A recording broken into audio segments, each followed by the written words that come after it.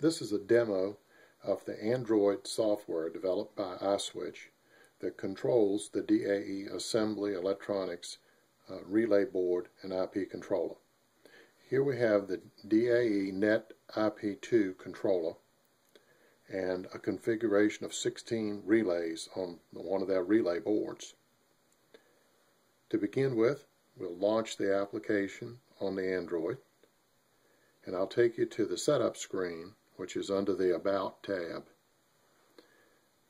Under the setup screen, we'll hit the menus, settings, and here to get started all we need is a network URL or an IP address for this board. If you're on a local area network, then that's the IP address of the board. If you're on a wide area network, or if you're going across your service provider's network, at that point you need to have your port forwarding set up on your router so that you can come in and be forwarded to the board on the internal network. There's documentation on the iSwitch website that will help you work through that type of setup. But that's the way you connect across the internet.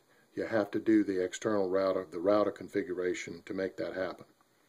If you're using the internal network, then you use the Wi-Fi connected to your local area network. And there you just again put the IP address of the board. That's the simplest way to get started. Network password, the community read-write string that's in the IP controller's configuration. You can see how to get that by that documentation, by DAE's documentation on their website when you get the board. From here we'll go out, we're all configured, we'll go to bank one of the relays, and we'll just I'll just turn some random relays on, and you can see the indicator lamps where it came on. There's also indicators here, little yellow bars that filled within the bars there to indicate what's on, and then whatever you name the relays that turns red to indicate that they're on. And then we can turn them off. Bank 2 here, we'll just turn on the first two and the last two,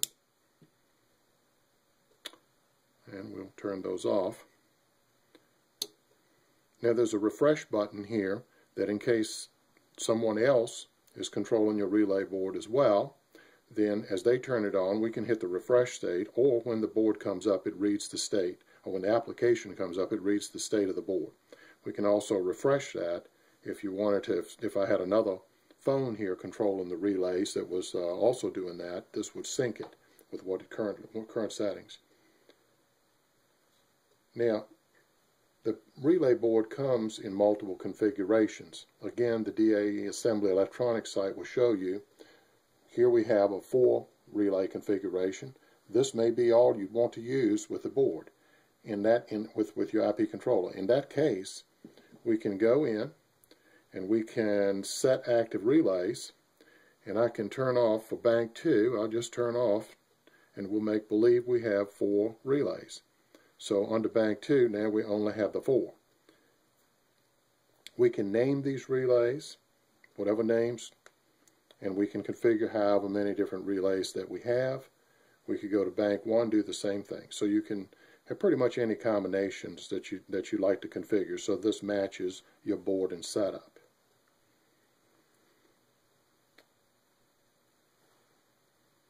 I'll take you over to the analog widgets now. The IP controller has 8 analog to digital converters that are off this header. We have no sensors connected to it right now.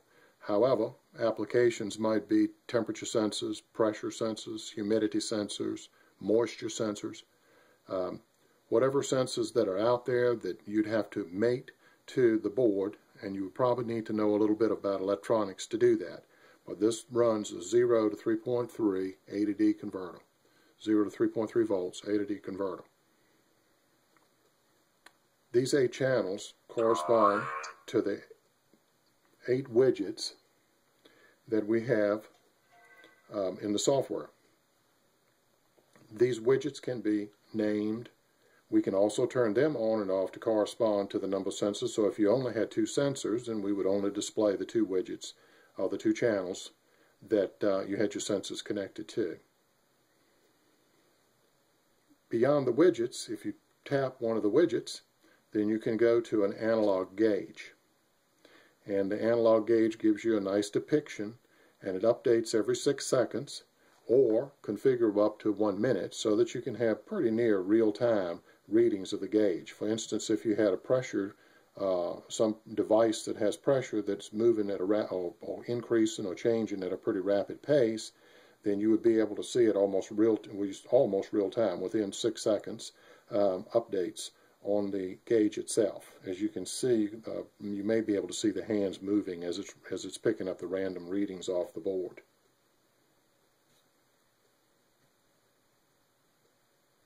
So in summary, what we have here is, again, a network IP2 controller controlled by the Android software that you can find on the Android marketplace, and their documentation is there on the iSwitch website for the software. And again, the documentation for this board is on the DAE Electronics DAE Assembly Electronics site, which is also linked off of the iSwitch website. Enjoy the board.